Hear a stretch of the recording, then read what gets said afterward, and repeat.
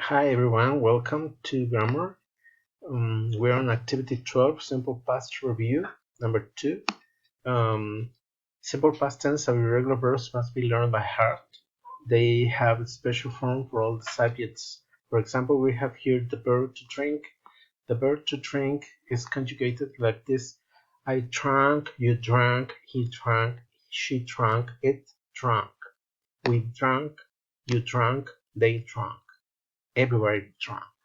Okay, you just have to add the simple past of the verb. Okay, and you have to learn them by heart. If you don't know them, you have to look for them on a verb list. Okay, so we have here the exercise.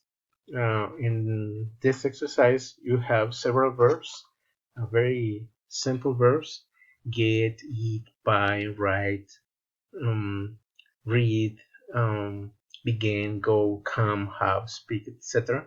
So you have to make sentences, okay? But you have to make them in simple past, okay? You look for the verb in past, or if you already know it, you just write on it, and you have to use time expression like yesterday, last night, last week, last month, etc. Okay? I wait for your works in classroom. Thank you very much. See you. Bye.